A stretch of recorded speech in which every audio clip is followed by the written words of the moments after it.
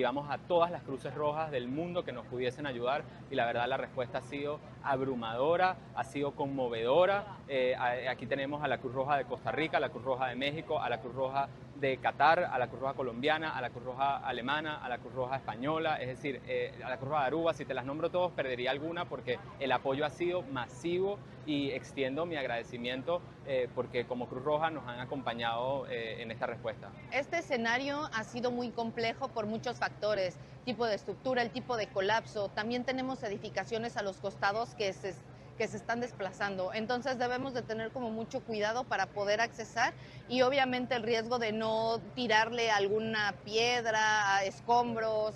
Entonces es por eso que se está tardando. Lo estamos haciendo como muy manualmente. Desgraciadamente no hemos podido ingresar herramientas de percusión justamente por el movimiento que podemos tener. Entonces, esto es un refugio temporal que nosotros habilitamos justo en la entrada del Parque Miranda para las personas, las familias que van llegando de diferentes sitios de la ciudad o de La Guaira. Tenemos una coordinación con Imparques donde les hacemos un censo y dependiendo de lo que necesite cada familia tratamos con lo que tenemos de ubicarlos en las carpas dependiendo de las necesidades de cada uno. Una semana después del doble terremoto que sacudió la costa central de Venezuela, el balance oficial asciende ya a 1.943 personas fallecidas, más de 10.000 heridas y más de 15.000 damnificadas. Y son cifras todavía provisionales porque las tareas de rescate continúan, porque todavía hay familias buscando a los suyos y porque una tragedia de esta magnitud no se puede cerrar con un comunicado. El sismo principal de 7,5 grados liberó una cantidad de energía equiparable a la explosión de 2 centenares de bombas atómicas. Conviene detenerse en ese dato para entender que estamos hablando de uno de los terremotos más potentes que ha sufrido la región en el último medio siglo. Y conviene recordar algo más. En 2023, un terremoto de 7,7 grados sacudió Turquía y Siria y dejó cerca de 59.000 víctimas mortales.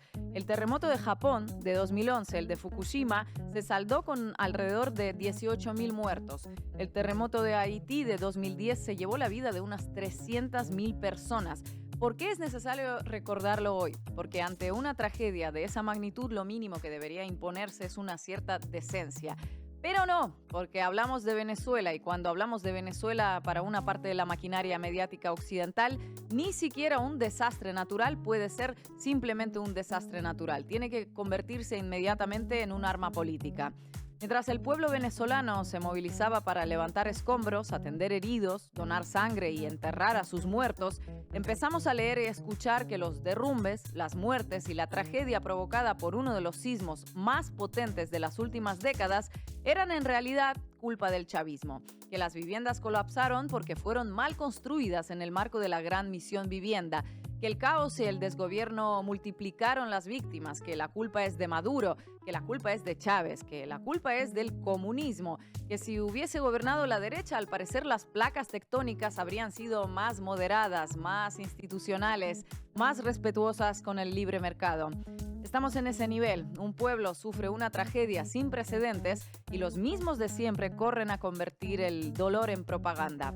No esperan a que terminen los rescates, a que se estabilicen los hospitales, no esperan a que las familias puedan llorar.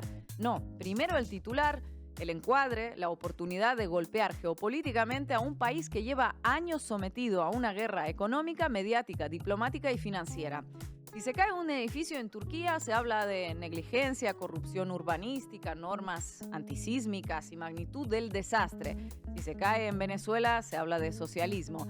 Si una carretera se rompe en Japón, se habla de fuerza telúrica. Si se rompe en Venezuela, se habla del chavismo. Y mientras ocurre ese desfile de buitres mediáticos, aparece también el otro espectáculo, el de la ayuda humanitaria convertida en gesto de superioridad moral por parte de quienes han contribuido durante años a estrangular económicamente a Venezuela. Estados Unidos, que retiene y administra ingresos petroleros venezolanos desde hace meses, anuncia una donación de $150 millones.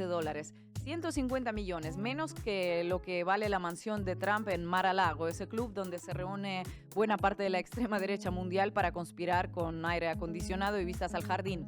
La Unión Europea, ojo al dato, anuncia una donación de 5 millones de euros. 5 millones, el precio de un humilde departamento de esos que se compra cualquier luchador latinoamericano por la libertad afincado en Madrid. 5 millones para un país que acaba de sufrir un terremoto devastador. Nuestra compañera Irene Sugasti recordaba esta semana en La Base que un cálculo conservador estima que por las sanciones aplicadas contra Venezuela durante los últimos años existirían entre 3.000 y 5.000 millones de dólares en activos venezolanos congelados en el exterior, principalmente en Estados Unidos y Europa.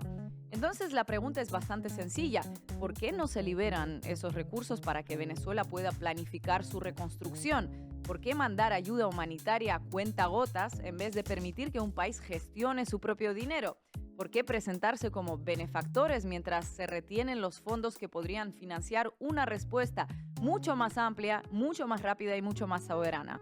No tenemos una respuesta inocente para eso, porque no la hay. Las sanciones no son una abstracción. Las sanciones destruyen capacidades estatales, bloquean importaciones, encarecen medicinas, paralizan obras, dificultan créditos, impiden mantenimiento, reducen márgenes de respuesta ante emergencias y hacen que cualquier tragedia sea más difícil de enfrentar.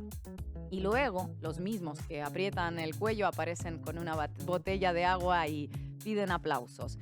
Hoy en La Base América Latina hablamos del terremoto en Venezuela, de las víctimas, de la respuesta popular, de la obscenidad mediática que intenta convertir una catástrofe natural en munición política, de los activos congelados, de las sanciones y de ese desfile de buitres que aprovechan hasta los escombros para seguir golpeando a un país. Bienvenidos y bienvenidas.